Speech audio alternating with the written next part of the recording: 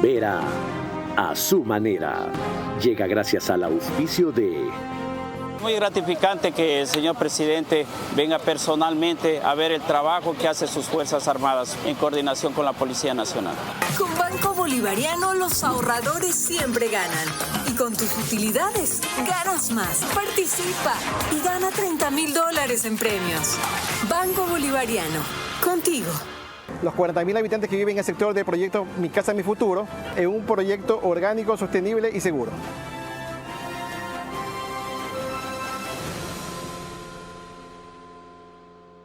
Creemos en las emociones y sueños de los ecuatorianos. Tenemos la firme convicción de que juntos podemos levantar al Ecuador. Sentimos pasión por nuestro país y por nuestra gente porque creemos en el Ecuador. Team Claro Power. Claro por el deporte.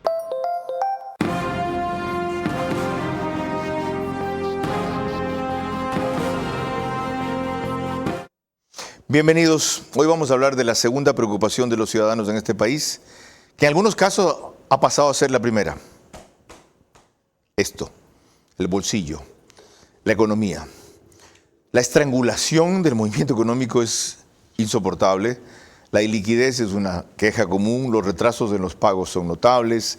Y no solo a los organismos seccionales que algo se han atendido, tampoco a los proveedores privados, menos a ciertos empleados del sector público, incluso a la policía cuyas compensaciones están atrasadas, a proveedores de salud, como algunas clínicas privadas que han dejado de recibir a pacientes del IES, y a las dializadoras, cuyos pacientes, en cambio, enfrentan o la muerte o el agravamiento de sus dolencias renales. ¿Hasta cuándo? Sí, sin duda, 2 semanas más, hasta que pase la consulta. Porque ahorita no quieren alborotar más el cotarro para que no incida en los resultados que hasta ahora van bien, un 65%. Pero mientras tanto, ¿en qué dirección se debe ir? ¿Cómo darle un golpe de timón a la economía? De eso vamos a hablar con alguien que constantemente ha prendido luces y frecuentemente ha sido ignorado. Él no hace solo diagnósticos, hace propuestas, algunas creativas, otras sugestivas y la mayoría viables. El economista Fausto Ortiz, articulista de Expreso y exministro de Finanzas. Este es Vera a su manera. Un comunicador que desde 1975 ha sacudido la televisión con formatos y estilos polémicos, sin ocultar sus simpatías ni jactarse de objetividad, pues el periodismo de opinión siempre asume una posición. Bienvenidos a coincidir o discrepar con Vera a su manera. Opinión con propósito. Democracia.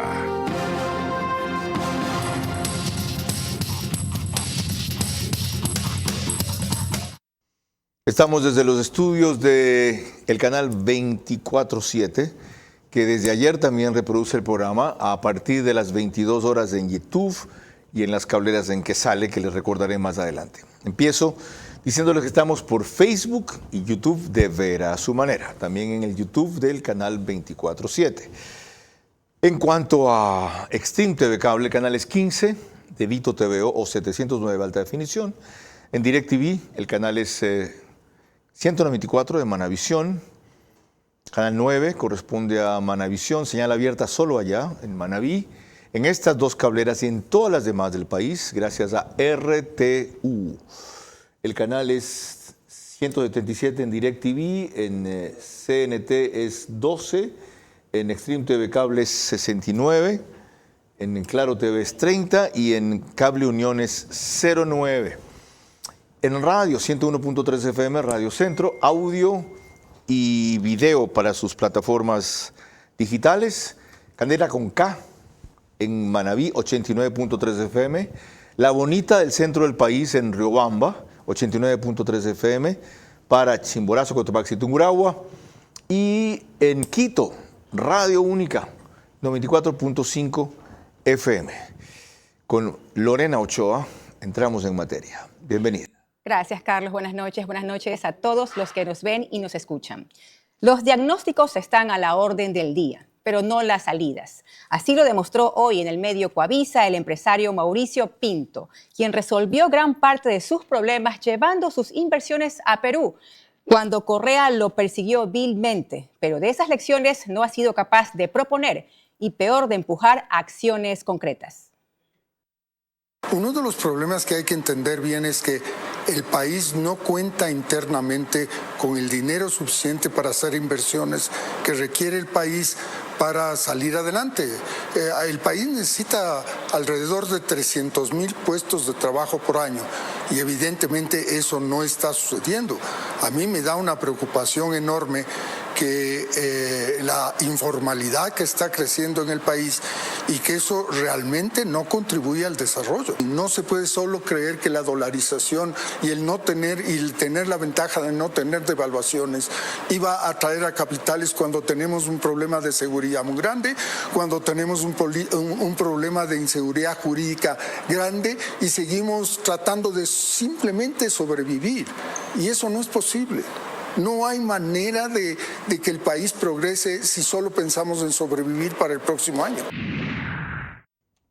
Yo estoy cansado de esto, de oír tan buenas razones y ninguna propuesta. Sí, es cierto, el país necesita 300,000 empleos al año, la dolarización no basta por sí sola, la seguridad. Diagnósticos tras diagnósticos tras diagnósticos son buenísimos para decirnos cómo estamos y más para decirnos por qué estamos así. Menos para proponer cuestiones viables, excelentes para repetirlo de siempre, reformas, la estructura del país. Y de paso, cuando fueron gobierno, ¿qué carajo hicieron?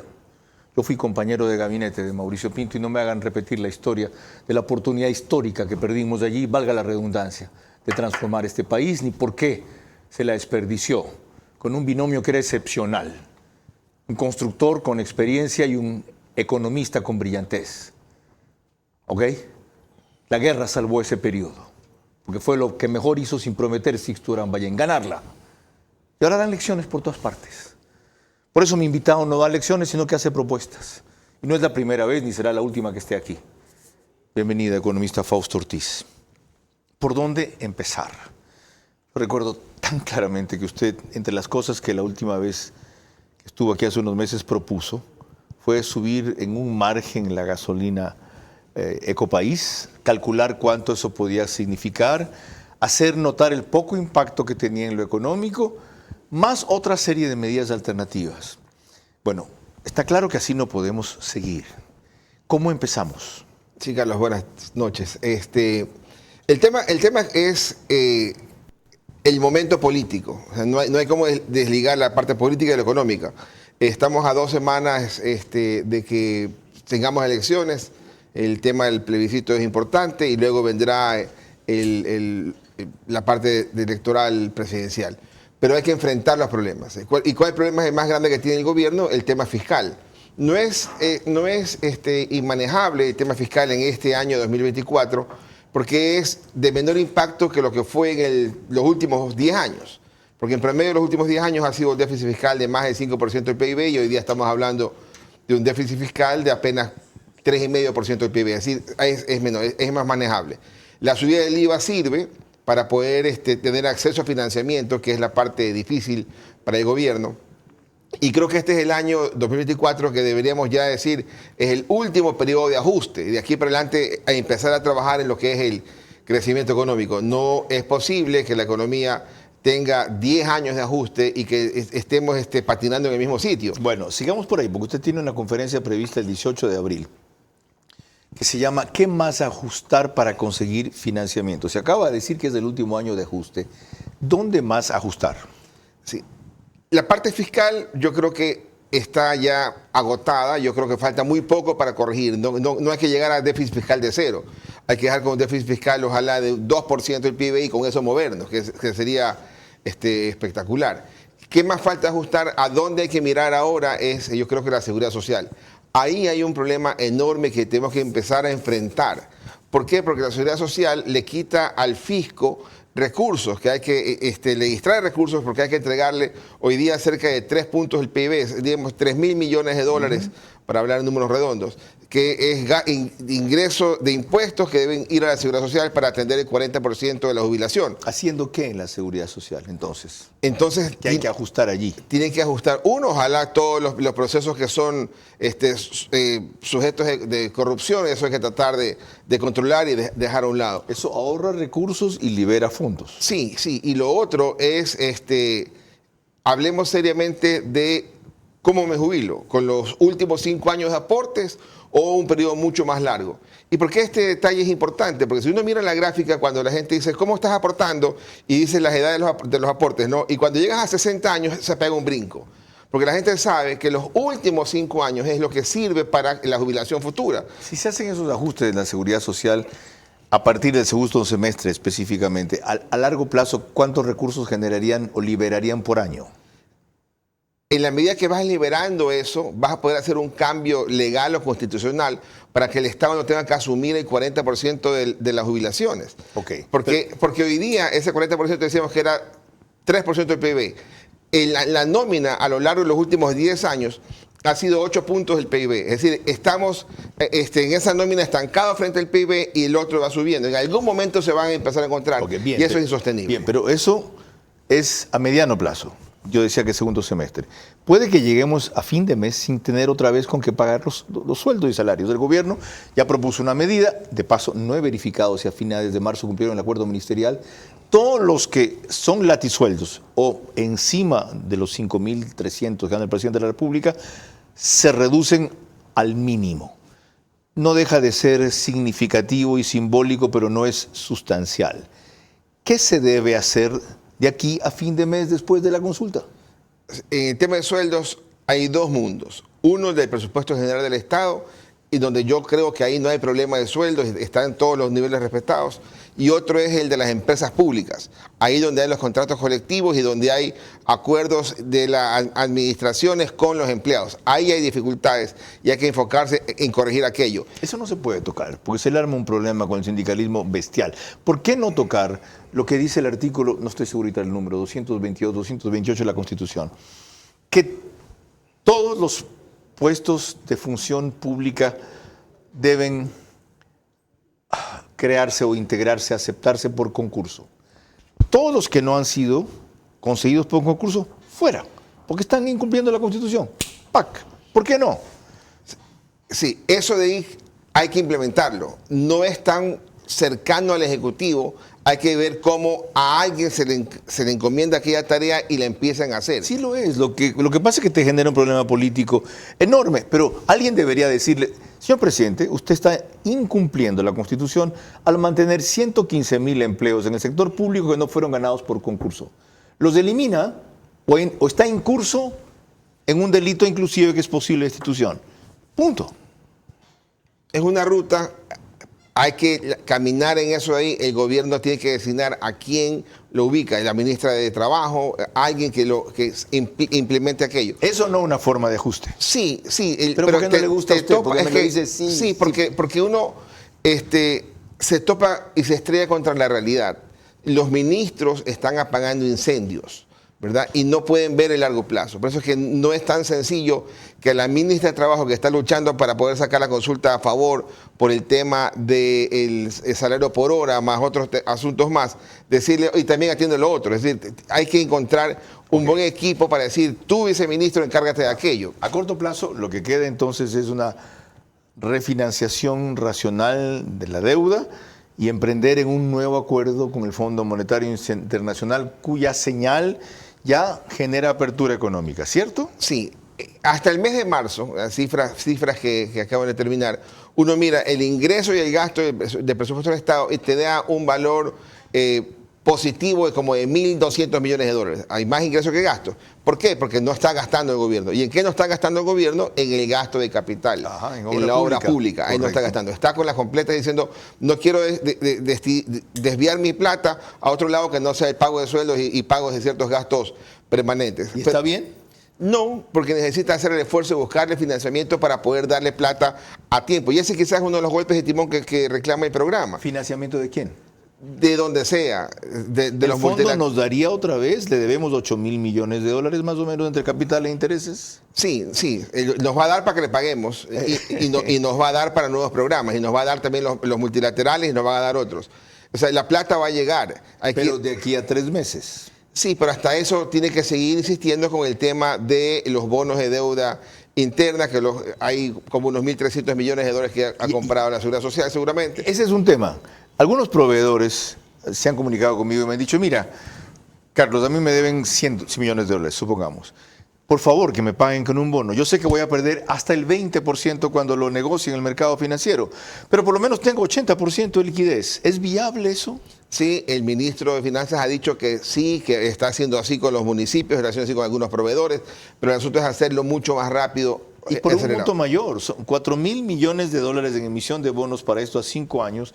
¿Le parece viable si se amortiza año por año? Hoy día los atrasos son deuda, por lo tanto, si hago una emisión de bonos de deuda interna, siguen siendo deuda y no incremento el endeudamiento público porque lo hago sustituir lo que se llama atraso, que el año pasado terminó en 5.500 millones de dólares, al 1 de enero uno lo mira así, y lo sustituyo por deuda interna, por lo tanto el endeudamiento público no aumenta. ¿Es viable entonces? Es viable. ¿Y cómo entender el silencio del Ministerio de Economía sobre esta y otras materias? Porque ¿qué le preocupa al gobierno seguramente? Porque es una preocupación de algunos gobiernos. Que si yo lanzo bonos a la calle, el gran comprador es el Seguro Social. Y entonces si la empresa X que recibió bonos en forma de pago va al mercado y se los coloca al Seguro Social, entonces el Seguro Social no le va a comprar al gobierno. Esa al final del día es una de las dificultades. ¿Se podría resolver eso haciendo que el gran comprador sea otro sector para pagar a ese mismo sector que se retroalimenta económicamente? No hay muchos compradores locales para esa cantidad de plata que se emita. No existe. Entonces, sí hay una pelea ahí por quién compra los bonos. No es una deuda externa que el mercado es amplio y abierto. Aquí es algo compañías de seguro, algo banca local y mucho seguridad social. Entonces, como idea está bien, pero en la práctica no funciona. Ok. Estamos examinando salidas, porque túnel hay, pero nadie quien prenda la luz al final. Lorena. Podemos decir una cosa igual a la que mencionamos hace pocos instantes sobre Mauricio Pinto respecto a la Cámara de Industrias de Guayaquil, que solo atina a quejarse pero no a contribuir con activar, por ejemplo, la autogeneración privada, el campo de la energía eléctrica y respaldar la eliminación del subsidio de la tarifa de energía eléctrica a una serie de industrias, inclusive de mineras, que han recibido el beneficio sin cumplir la productividad que debían generar a cambio. Y peor, empleo. Escuchemos el criterio de Francisco Jarrín en el medio Coavisa. Si solo fuera el IVA, yo creo que sería mucho más fácil asimilarlo, que era lo que buscaba el Ejecutivo. O sea, se hablaba que se necesitaba alrededor de 1.300 millones, pero entre todas las medidas, hoy se está hablando de que son cerca de 3.000 millones que va a salir del sector productivo. Y ojalá que hoy el gobierno comience a trabajar en los temas de competitividad para generar efectos que permitan contrarrestar estas medidas y el efecto no vaya directamente al consumidor. Si vemos los últimos 10 años, la receta es la misma. Ponga impuestos, ponga contribuciones, como le quiera llamar, pero no apuntamos a ver cómo logramos crecimiento económico. Y si vemos en los últimos 10 años, la respuesta de ustedes, sectores empresariales, privados y gremiales, es la misma. También, dennos las máximas facilidades, cóbrennos los mismos impuestos y prometemos generar empleo y subir productividad. Bullshit. ¿Sí? ¿Saben lo que significa el término en inglés, no? Muchas de esas empresas tienen tarifas preferenciales de lo eléctrico y las mineras especialmente. Y no cumplieron aquello, por lo cual reciben el kilovatio hora a 5 y 6 centavos, mientras estamos pagándole a Colombia hasta 64 centavos. Y lo que generan las termoeléctricas tiene como un costo real, 30 centavos del kilovatio hora. Así que ahorita no den lecciones. Ustedes han coincidido con la Corte Constitucional, impugnando el incremento del IVA en la Corte Constitucional del 15% con el MPD. ¿Sí? Se llama ahora Unidad Democrática, Izquierda Democrática, no sé cómo se llama. Giovanni Atariguana. ¿No les da vergüenza? O sea, la lucha contra el 15%, el aumento del IVA al 15% en 3 puntos, que es 25%, en realidad debe haberse liberado antes. Una vez hecha hay que asimilarla. Hacer como algunas empresas se han hecho, con sentido de visión comercial. No cobraron el IVA, no están cobrando el IVA del 1 al 11 de abril solamente, para aumentar por volumen lo que están perdiendo en impuestos. Recuerdo una, y no es auspiciante este programa por si acaso. Supermercados Coral. Ustedes quejarse, quejarse, quejarse y quejarse. Fausto Ortiz propuso en un tuit reciente achicar el déficit, aminorar los atrasos, aumentar producción petrolera y varias más antes que la inversión pública, salvo que permita conseguir deuda, en cuyo caso podría hacerse lo que usted destaca. Eso es en respuesta a un tuit de Osvaldo Moreno, consultor político que reclamaba inversión pública Ecuador. Vamos con achicar el déficit. ¿Cómo? Sí, de las dificultades del gobierno es que el impuesto los recursos de impuestos el año pasado fueron 14.500 millones de dólares. Que es idéntico a lo que se recaudaba en finanzas hace 10 años. Es decir, correcto, está totalmente plano. Y por debajo de la proyección que era 16.500. Han pasado más de 10 años y recauda exactamente igual. Por eso uno desde el lado afuera dice, entiendo por qué el gobierno arranca con el tema del IVA. Para ver si aumentando 3 puntos más logra 1.500 millones adicionales. El IVA a marzo está plano igual que el año pasado, igual que hace 3 años. No ha llegado todavía a los niveles de 18 y 19. Sorprendentemente el impuesto a la renta se ha comportado bien, va creciendo. El gasto, en cambio, es galopante, no hay cómo detenerlo. Hablábamos hace un rato. El pretexto que han dado es que la Constitución establece que tiene que crecer inevitablemente el presupuesto de educación y salud todos los años, así que el gasto tiene que crecer. Sí, pero ahí es un tema que soporta muchas cosas de análisis. Mire que el año pasado, el presupuesto pasado, se pusieron como 1.200 millones de dólares en ese rubro y no se los gastó. Y este año, como le cambiaron la ley y hay que hacer el presupuesto incremental en base al presupuesto inicial, este año está tus 1.200 del 2022 más otros 1.200 del 2023 y hay como 2.400 millones que no se van a poder hacer. O sea, aparece inflado el presupuesto, pero no se va a poder hacer y va acumulando una bola de presión para que en algún momento a algún gobierno le toque hacer ese ajuste. ¿El déficit es de cuánto? Presupuestado a 4.800 millones de dólares. La gente dice, sí, pero que le van a meterse 2.000 millones por el lado de los impuestos. Sí, pero le van a sustituir una serie de ingresos que están ahí puestos que son mentiras. ¿Y se podría achicar en cuánto? Ojalá sea menos de 5.000 millones de dólares. O sea, no dejarlo crecer es bastante. Sí, porque el año pasado fue 6.300 millones de dólares frente a un PIB de casi 120.000. Estamos hablando de 5% del PIB. Ojalá este año se mantenga en el mismo 5%, ojalá este año se mantenga. ¿De qué depende que ese ojalá sea una certeza? Ojalá. Sí, ojalá porque que no surja por ahí algún problema con los ingresos, que la economía se frene un poco y que no termine recaudando lo que se supone que debe recaudar. Hasta el mes de marzo yo hubiera esperado una recaudación más fuerte de las contribuciones de las empresas, por ahí fueron unas 23 millones de dólares. El tema de la remisión tributaria que debería empezar ya hasta este primer semestre, tampoco se ve. Pero hablando mayor de impacto. y esta vez pienso en remesas. Las remesas de los ecuatorianos están sosteniendo gran parte de la economía. Sí, pero no es fiscal. Eso es un tema, y yo lo veo este domingo en mi columna en El Expreso. ¿Lo trata? Sí. Pero no mueven el aparato económico aunque no ingresan al presupuesto del Estado. Sí. Van a ser, en el año completo, 2023 ya fueron... 7.000 y pico. No, 5.700 millones de dólares. 5.700. Frente al Producto Interno Bruto, 4.6% del PIB. ¿Cuánto fue frente al PIB, frente al tamaño de la economía en el 2007? Fue 7%. Correcto. ¿Ya? ¿Y cuánto fue en plata? Fueron 3.000 millones. Es decir, hoy día sí es récord histórico en dólares, pero frente al tamaño de la economía es un poquito menor. Si dividiéramos, y eso es un poco la columna, si dividiéramos en las remesas para cada ecuatoriano, hoy día nos tocan a razón de $295 por cada ecuatoriano. Anualmente. Que es mucho más que los 240 que eran en el 2007. Es decir, sí es cierto, es importante. Y sin eso, esa cantidad de plata que mandan los migrantes a sus familias, sería terrible la situación para esas familias que están en situación de vulnerabilidad. El otro elemento importante aquí es recordar que si bien hay un incremento en el envío de divisas o en las divisas que remiten los ecuatorianos, también es porque hay un aumento en el éxodo de ecuatorianos al extranjero. Lorena. Cuando volvamos, la forma en que apenas ayer vinculó aquí la ministra de Gobierno, gobernanza con reactivación económica, y la de dos actores económicos, Ivo Rosero de los distribuidores de combustibles y el economista Napoleón Santamaría, experto en cuestiones de tributos. El extremo de iliquidez al que ha llegado la economía necesita señales claras de que tenemos un camino definido tras la consulta, porque este país espera 2 semanas más por directrices, pero ni un mes más sin ellas.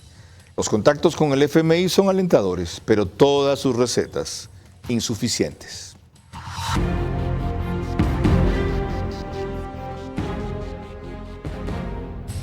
El consultor político que anticipó la derrota del no en la consulta de Lasso. Entonces digo, no ha cambiado nada. Entonces, ¿para qué me vas a cobrar un impuesto si no ha cambiado nada? Ahora evalúa la consulta propuesta por Noboa. Es sencillo esto, de supervivencia. O ellos o nosotros. Carlos Vera pregunta. En temas cruciales, ¿pueden perder algunas preguntas? ¿Puede ganar el no? Antonio Tramontana y sus reveladores conceptos en este momento crucial del Ecuador. Entonces el terrorista debería ser juzgado y aislado. ¿Y sabe a dónde debería ir? Los cuarteles. El estratega que resultó clave en las victorias de dos presidentes ecuatorianos. Se está gestando ese outsider, aunque no se ve todavía. Se está gestando como un parto, más no como un aborto. En una entrevista veraz. Por eso es que se debe acabar la existencia de los partidos políticos y deben existir los independientes para que tengan su propio ropaje. Sábado, 22 horas, por Facebook y YouTube de Vera a su manera. Vito TV o Extreme, Canal 15 y 709 HD. Manavisión, Canal 9, Manaví, DirecTV 194. A nivel nacional, después del fútbol. Caravana 750 AM y Blue 88.9 FM. Reprise, domingo 20 horas por Extrema 92.5 FM en Tungurahua y Cotopaxi. Café La Mula Ciega.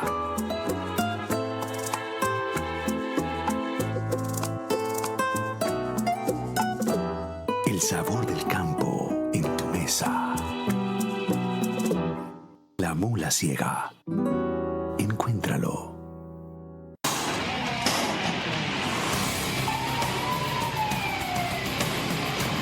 Son resultados importantes para desarticular los grupos terroristas. Esta estructura criminal desalojó y asesinó a propietarios de estas viviendas para que estas viviendas sirvan como guarida. Hemos logrado tomar el control de este territorio. Todas estas viviendas tenían simbología de agricultura. Son 17 personas que fueron detenidas en los más de 100 allanamientos que se realizaron en Socio Vivienda 1 y 2. Muy gratificante que el señor presidente venga personalmente a ver el trabajo que hacen sus Fuerzas Armadas en coordinación con la Policía Nacional. Autorización número 3100. CNE, Referéndum y Consulta Popular 2024. Creemos en las emociones y sueños de los ecuatorianos. Tenemos la firme convicción de que juntos podemos levantar al Ecuador. Sentimos pasión por nuestro país y por nuestra gente porque creemos en el Ecuador. Team Claro Power. Claro por el deporte.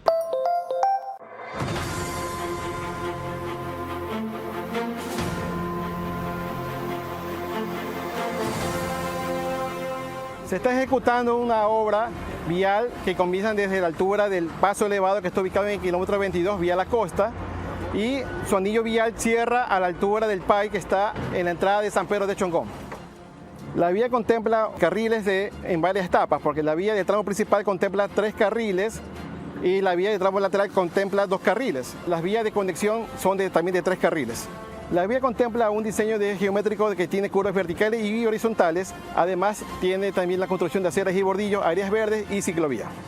La obra está contemplada en varias etapas. La primera etapa está para agosto de este año y se concluiría todas las etapas hasta diciembre de este año. El beneficio es la libre movilidad de las personas. Los 40.000 habitantes que viven en el sector del proyecto Mi Casa, Mi Futuro, en un proyecto orgánico, sostenible y seguro.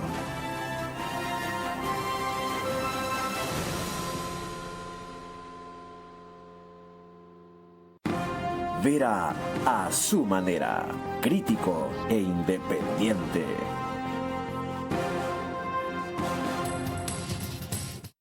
Les recuerdo que el reprise del programa es por OnePlus, Canal 14, el mismo número en las 3 cableras que lo reproducen, Extreme TV Cable, CNT, Claro TV, eso sí, 48 horas después, en el caso de este programa de viernes, de lunes a las 6 de la mañana. El periódico digital Ecuador en Vivo sacan un resumen de noticias apenas concluyen su portal principal y página de noticias. En Estados Unidos salimos por Macro Digital. Nos llegaron las cifras del miércoles que pusimos ese día. No puedo revelarlas todos los días, pero 12,000 contactados en ese sistema a esta hora en el programa. Y en Puyo, Nina Radio 104.7, pero al día siguiente, también será el lunes en ese caso, 13 horas. Ayer estuvo aquí la ministra de Gobierno, Mónica Palencia, y vincula lo económico con lo político así. La gobernanza implica la gobernabilidad incluyendo a la sociedad civil. Creemos que la gobernabilidad estable, la que perdura, la que llega a reconstruir territorios, el llamado tejido social, solo es dable con la participación activa de la sociedad civil. Usted dijo que iba a igualar el rancho de la policía, que era $90 mensuales, a 200 con las Fuerzas Armadas. El Ministerio de Economía y Finanzas lo tiene ya como un tema prioritario. Ya no es de discusión sobre el derecho, es de ver cómo conseguimos el fondo. Por eso es recaudación. Todo el tema económico lo estamos empujando todos los días. Yo creo que ya me va a cerrar el teléfono el ministro de Economía y Finanzas. El país ya está teniendo un impulso económico importante. ¿Que nos tiene sin liquidez? El país está teniendo un impulso económico importante. Le apostamos a la inversión extranjera con fuerte fortalecimiento y creemos que ha habido una reactivación económica, pero va de la mano de la seguridad de la economía. El presidente tiene un liderazgo firme en materia económica, ha visitado las organizaciones en sitio y el ministro de Economía y Finanzas tiene perfectamente claro. Fíjese lo complejo. ¿A usted le pasaba lo mismo cuando era ministro de Economía? Que lo llamaban a decir, Fausto, la plata, y usted decía, no hay ni para la policía.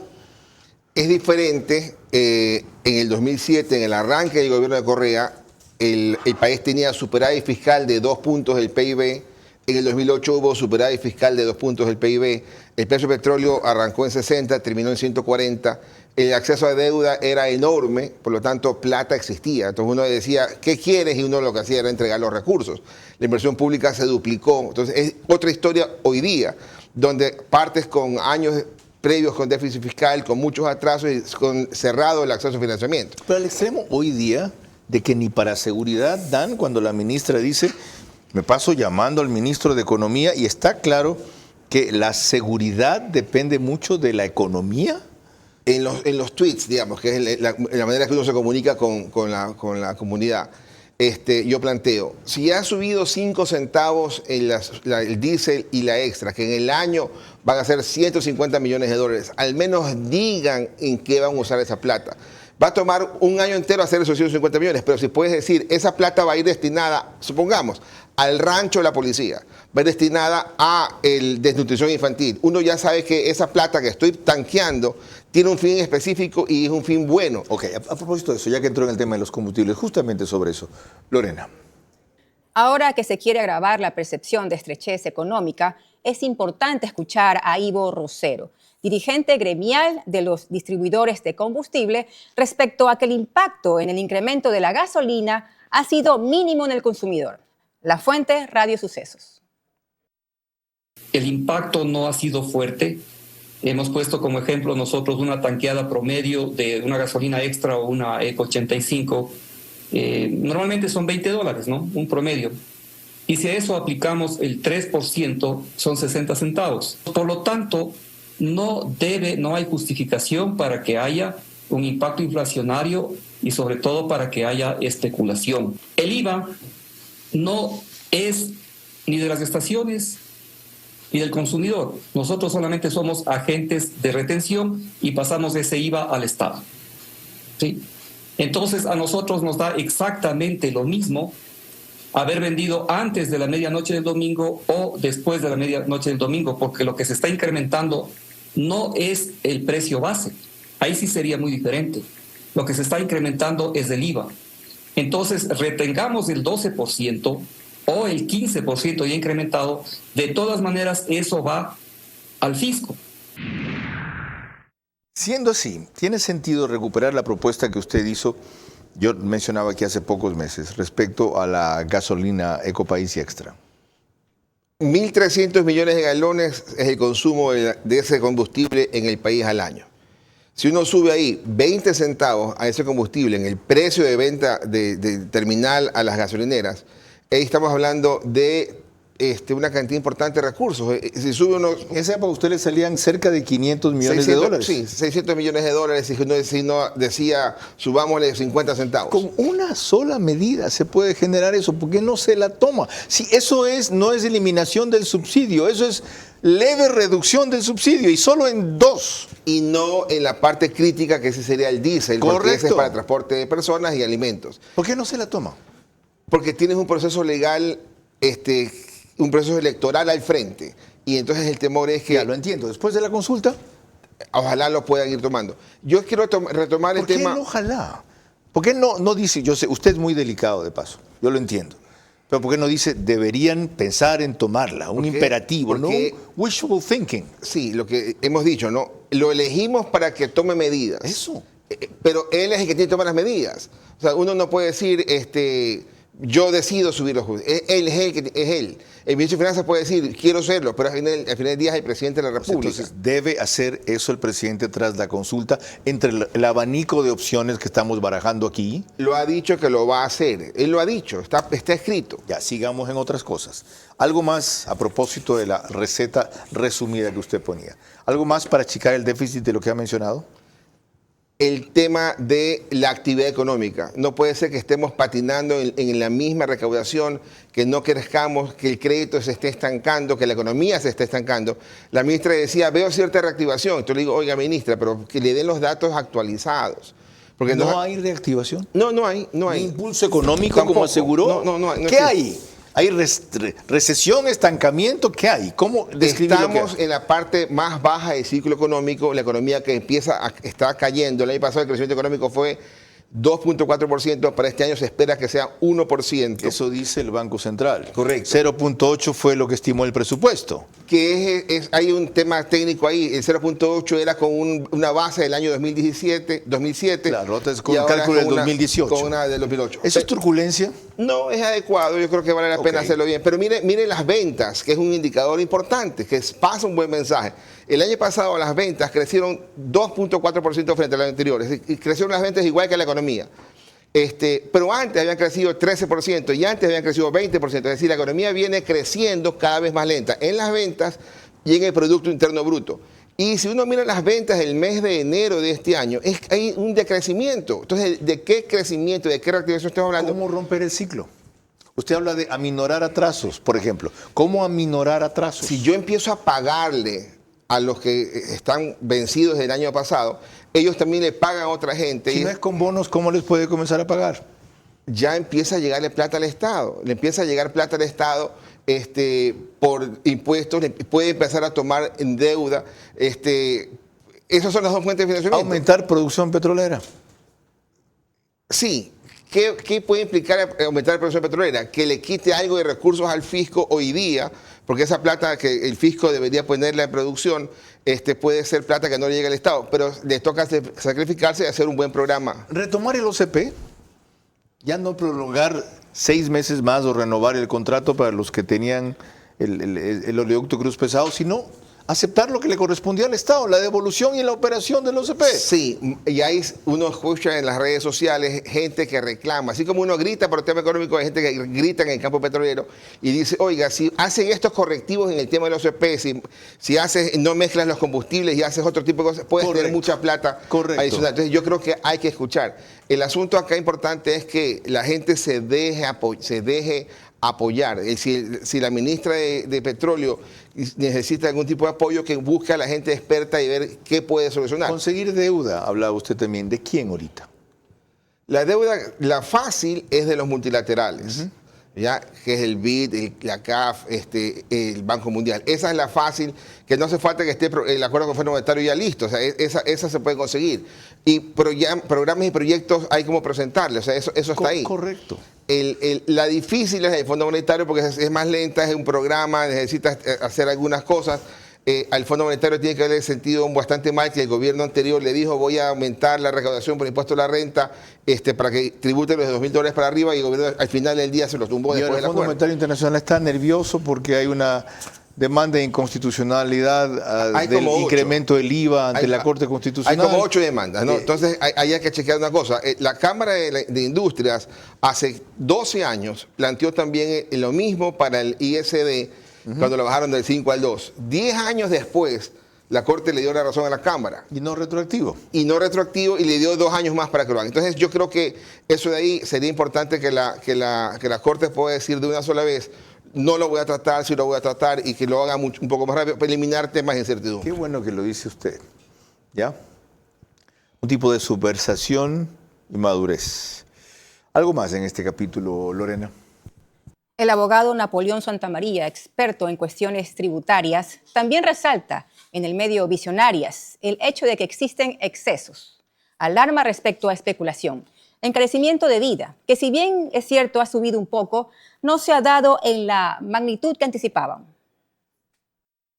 Que puede haber una escalada violenta de precios, que puedo ajustar el precio de los bienes y servicios en un 5%, un 10%, definitivamente eso caería en un concepto de especulación. Y si algo hay que trabajar como país es evitar que unos pocos malos con intereses desmedidos de enriquecimiento jueguen con la especulación en la fijación de precios. Si mañana la Corte declara inconstitucional este incremento, por ejemplo el del IVA, temo que, desde luego, la caja fiscal va a perder, ¿no? El país va a tener una pésima visión internacional. Piensen ustedes qué pensarán los acreedores internacionales de este país. Chiquito, trata de organizarse, pero nada pueden hacer bien, pues sacan una ley y ellos mismos se declaran inconstitucional. Un desastre de país. Pero sobre todo en el bolsillo de la familia. Porque los precios en lo que suban, que va a ser mínimo, como hemos dicho, nunca volverán a bajar, aun cuando haya una sentencia de la Corte Constitucional que diga que es inconstitucional. ¿Ve usted un fenómeno especulativo en ciernes o lo descarta como hace ahí Napoleón Santamaría? Sí, algunas empresas querrán subir precios y a ver si logran pescar a arroyo revuelto, pero creo que les va a ir mal porque nuestra capacidad de compra está muy afectada, ¿no? Cuando hacemos el ejemplo de cuánta gente tiene trabajo hoy día, 3.100.000, cuántas tenían trabajo hace 5 años, en el 2019, las mismas 3.100.000. ¿Cuánta gente hay que ha salido a buscar trabajo porque hay más población económicamente activa? 500.000 personas más. Es decir, no hay capacidad de compra. O sea, si no hay capacidad de compra, difícilmente si alguien me sube el precio, yo voy a comprarla. Entonces la gente se va a tratar de subir y alguien va a pescar, pero lo más probable es que caigan. Nuestros precios, la inflación de los últimos 2 años, está a la mitad de lo que le pegó a Estados Unidos y al mundo. Es decir, no hemos logrado ni siquiera importar la inflación, que es lo que usualmente debería ocurrir si la economía estuviera bollante. ¿Eso es tranquilizador? Ojalá, es apenas, porque digo, ojalá hubiera un poquito de inflación, porque eso significaría que la gente tiene plata en el bolsillo. Que hay demanda. Que hay demanda. Entonces, estamos congelados y hay muchos signos de que estamos congelados, entre ellos el crecimiento económico, que las ventas no crecen, las cifras del mes de enero, que ya deben estar listas las de febrero también por estos días, te indican eso, no hay un crecimiento. El crédito, que estaba creciendo 17% en el 2022, 12% en el 23, ahora crece el 9%. Bueno, un primer paso para eso es tener claro el panorama. Y un segundo, el que hemos abordado sin haber agotado todavía aquí, tener claras las medidas que hay que salir para romper ese estancamiento o congelamiento. Lorena. Cuando volvamos, el criterio de Gabriela Oquillas, directora del Comité Empresarial Ecuatoriano. El extremo de iliquidez al que ha llegado la economía necesita señales claras de que tenemos un camino definido tras la consulta, porque este país espera 2 semanas más por directrices, pero ni un mes más sin ellas. Los contactos con el FMI son alentadores, pero todas sus recetas insuficientes.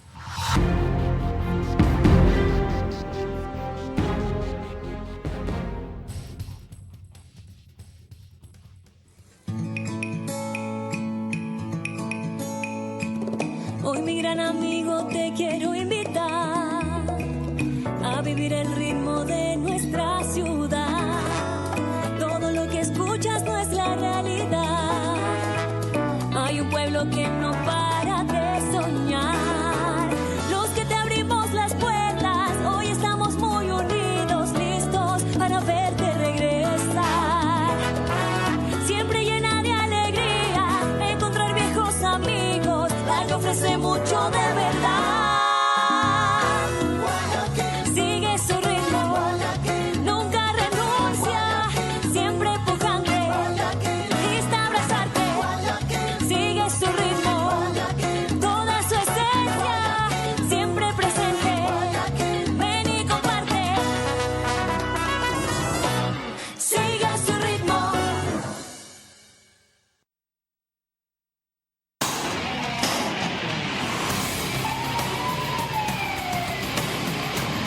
con resultados importantes para desarticular los grupos terroristas. Esta estructura criminal desalojó y asesinó a propietarios de estas viviendas para que estas viviendas sirvan como guarida. Hemos logrado tomar el control de este territorio. Todas estas viviendas tenían simbología de agricultura. Son 17 personas que fueron detenidas en los más de 100 allanamientos que se realizaron en Socio Vivienda 1 y 2. Muy gratificante que el señor presidente venga personalmente a ver el trabajo que hacen sus Fuerzas Armadas en coordinación con la Policía Nacional. Autorización número 3100. CNE, Referéndum y Consulta Popular 2024. Creemos en las emociones y sueños de los ecuatorianos. Tenemos la firme convicción de que juntos podemos levantar al Ecuador. Sentimos pasión por nuestro país y por nuestra gente porque creemos en el Ecuador. Team Claro Power. Claro por el deporte. Con Banco Bolivariano los ahorradores siempre ganan. Y con tus utilidades ganas más. Abre desde $500 un certificado de depósito online a una excelente tasa. Participa y gana $30,000 en premios. Banco Bolivariano. Contigo. Vera a su manera. Crítico e independiente. Coincidimos en que hay que dar un golpe de timón a la economía, diferimos en cuáles pueden ser las medidas, cuán oportunas y cuán eficaces, pero no en que hay que tomarlas. Les recuerdo que desde ayer estamos en el canal 24/7, no solo en YouTube, sino en TV Cable, que es el número 3, en Claro TV, que es el número 9, en DVNet, DV pequeña, número 12, y Data Televisión 99. Demasiados medios. Por eso verán ustedes que la métrica a veces en YouTube no es la que todo el mundo reclama, porque la gente tiene una opción muy amplia de dónde vernos y la mayoritaria es cableras. En total en el país cerca de 40,000 hogares conectados a esta hora. Lorena. Yo no tengo presentación. ¿Tienes lo de Gabriela Uquillas? ¿Sí la vamos a usar? Ese sí, usémosla, dale. Los empresarios tienen como discurso constante el reclamo ante la necesidad de ajustes de rectificaciones del Estado, pero no lo limitaron activamente ni en el anterior gobierno ni en este, que es de origen empresarial, para que las fórmulas que proclaman en lo privado funcionen en lo público y por esa vía solo contribuye a desprestigiar sus tesis. Nuestro diario vivir se vuelve más caro. Y cuando nos dicen es que son solamente 3 puntitos del IVA, pero son 3 puntos que sumamos todo lo que consumimos y con mensajes que no son reales nos dicen, pero es que la canasta básica no sube. No, los productos de la canasta básica en su venta es verdad que no tienen IVA porque están grabados con un IVA 0%. Y preguntémosle a las personas a las que se dice que solamente consumen lo de la canasta básica si sus precios no van a subir cuando el transporte va a subir, tendría un impacto el momento en que la gasolina o los combustibles suben, que el gas doméstico también sube y así sean 5 centavitos, vamos sumando y sumando. Entonces, la vida se vuelve más dura para los ecuatorianos si la finalidad se cumple y logramos mayor seguridad, logramos realmente combatir al crimen organizado, logramos una mayor tranquilidad en el día a día de nuestras vidas, podríamos decir que el sacrificio valdrá la pena. Y hay otra perspectiva a esto. ¿Por qué no hablan de cobrar más, no totalmente a todos, porque es imposible, a los grandes evasores de impuestos? ¿Por qué no hablan de que el SRI cobre juicios que ya ha ganado? Ahí hay cientos de millones de dólares. Una cosa parecida, el IES, que utilicen sus coactivas. ¿Por qué no se habla de apretar allí, solamente de apretar abajo? Sí, yo creo que buena parte de esa cartera por cobrar del SRI es incobrable. Si uno dice, mira, desde el 2008 se empezó a hacer la remisión cuando la cartera era 6,000 millones de dólares y se fue cobrando y se bajó a 4,000. Y después vino la del 2015 y se bajó y se fue a 2,000. Y hoy día la cartera debe estar menos de 2,000 millones y no ves una avalancha de recursos que viene desde el extranjero para poder pagar esas deudas atrasadas con el SRI. Entonces, sí, quizás ya se está quedando el hueso, digamos, ya lo que la gente dice, ya llévese lo que quiera, pues ya no me sirve, no voy a pagar nunca. ¿Y si nos resignamos, o mejor dicho, se resigna el Estado así nomás? Cuando es que por eso la gestión, esta pobreza todo trigo es limosna. La gestión no es solamente la remisión. La gestión es sobre la operación del día a día. Y han dado buenos pasos. El tema de la facturación electrónica es importante. El tema de la autorretención de las grandes empresas también es importante, que son cosas que deberían acelerar la recaudación, aumentar la recaudación, y hay que también tratar de controlar el tema de la evasión y la ilusión. ¿Ve que lo están haciendo? Sí, en el caso de las autorretenciones, porque eso ya es... En lo otro, en la evasión, en cobrar los juicios que se ganaron en colectivo. Porque usted me dice, eso es incobrable. ¿Sabe usted lo que le hace la empresa eléctrica cuando usted tiene una deuda incobrable? Lo corta. Sí, lo que digo yo es que hay... ¿Por qué no tratan así? Debe ser seguramente cartera ya muy vieja de empresas que quizás también ya estén desaparecidas. Porque si arrancaron en el 2008... O sea, es un buen negocio estafar al Estado. Porque dejas pasar mucho tiempo. Ok. Ahí hay otra lección. No dejen pasar mucho tiempo. Lorena. Cuando volvamos, mis 5 preguntas para nuestro invitado de esta noche que deben ser respondidas únicamente en términos de sí o no. Sus reflexiones finales y el comentario de cierre de Carlos Vera. El extremo de liquidez al que ha llegado la economía necesita señales claras de que tenemos un camino definido tras la consulta. Porque este país espera 2 semanas más por directrices, pero ni un mes más sin ellas. Los contactos con el FMI son alentadores, pero todas sus recetas insuficientes.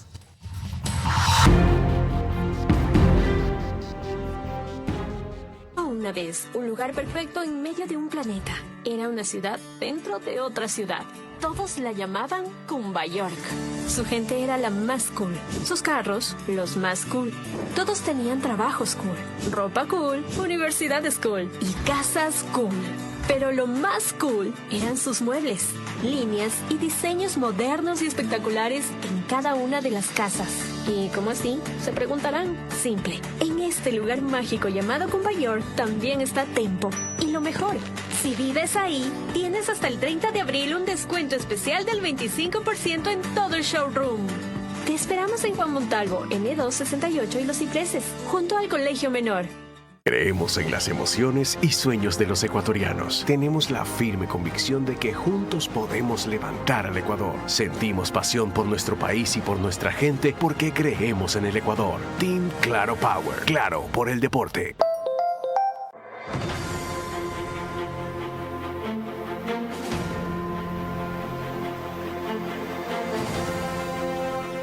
Se está ejecutando una obra vial que comienza desde la altura del paso elevado que está ubicado en el kilómetro 22 vía la costa, y su anillo vial cierra a la altura del PAI que está en la entrada de San Pedro de Chongón. La vía contempla carriles en varias etapas, porque la vía del tramo principal contempla 3 carriles y la vía del tramo lateral contempla 2 carriles. Las vías de conexión son también de 3 carriles. La vía contempla un diseño geométrico que tiene curvas verticales y horizontales. Además, tiene también la construcción de aceras y bordillos, áreas verdes y ciclovía. La obra está contemplada en varias etapas. La primera etapa está para agosto de este año y se concluiría todas las etapas hasta diciembre de este año. El beneficio es la libre movilidad de las personas. Los 40.000 habitantes que viven en el sector del proyecto Mi Casa, Mi Futuro, en un proyecto orgánico, sostenible y seguro.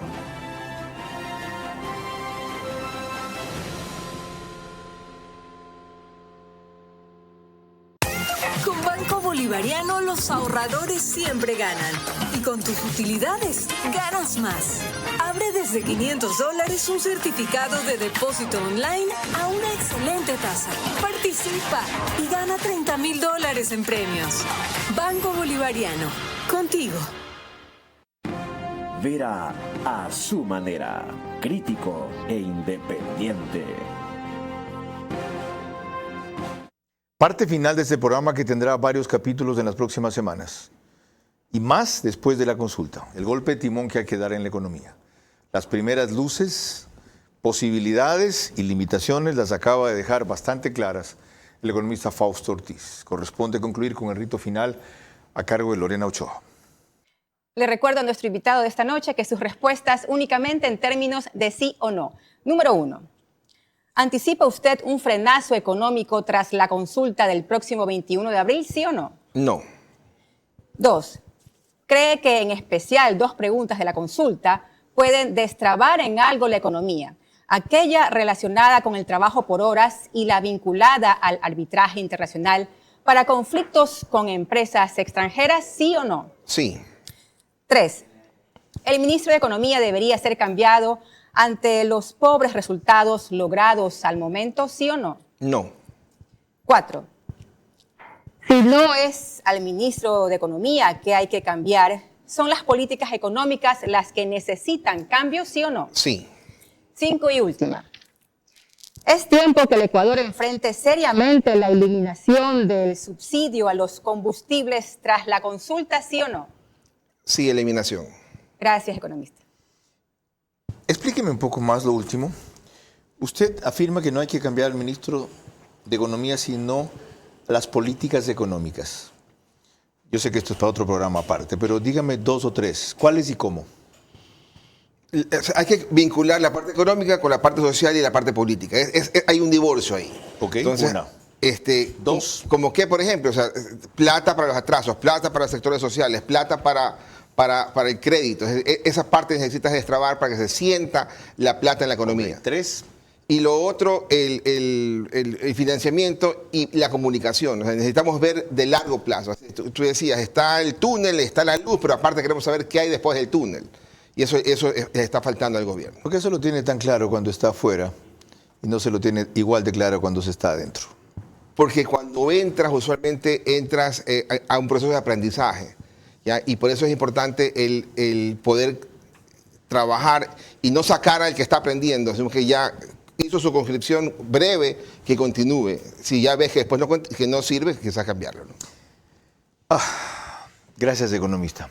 Carlos. Cuánta generosidad y sobre todo madurez por parte de Fausto Ortiz en lo que acaba de decir y en lo que ha analizado a lo largo del programa. Cuán fácil sería él predicar lo que no tuvo que practicar, porque empezó diferenciando con mucha honestidad el tiempo en que le tocó manejar la economía, con un petróleo que llegó hasta $120 el precio por barril, y con una disponibilidad de recursos extraordinaria por distintas circunstancias. El gobierno había recibido un superávit o un crecimiento de la economía de 2.5%. Y si algo había en el presupuesto era plata. Y había que preguntar, ¿para qué quieres? Esa clase de críticos, con esa ponderación necesitamos, y esa clase de voces tiene que oír el gobierno para saber qué alternativas hay, pero qué tiempo no. Que esto es urgente. Como he insistido a lo largo del programa, tras la consulta, cualquiera que sea el resultado, con mayor razón, si va a ser positivo como hasta ahora es, y con mucha mayor razón, si llega desgraciadamente a ser negativo en 2 o 3 aspectos claves para lo económico, porque entonces el golpe de timón tendrá que ser inclusive un cambio de timonel, tiene que tener preparado un plan. Y ahora, en las 2 semanas que quedan, evitar los sobresaltos y dejar entrever que saben a dónde vamos, aunque hoy no puedan hacer precisiones. ¿No lo entienden? ¿No lo creen? Aquí se los vamos a recordar, porque uno es ninguno.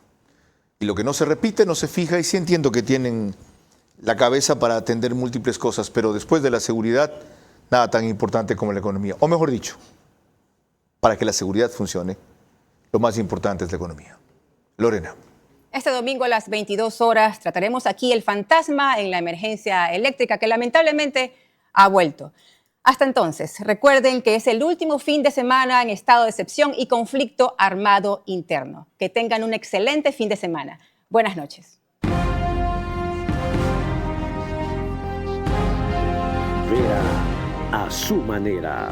Llegó gracias al auspicio de... Muy gratificante que el señor presidente venga personalmente a ver el trabajo que hacen sus Fuerzas Armadas en coordinación con la Policía Nacional. Con Banco Bolivariano los ahorradores siempre ganan. Y con tus utilidades ganas más. Participa y gana $30,000 en premios. Banco Bolivariano, contigo. Los 40.000 habitantes que viven en el sector del proyecto Mi Casa, Mi Futuro, en un proyecto orgánico, sostenible y seguro.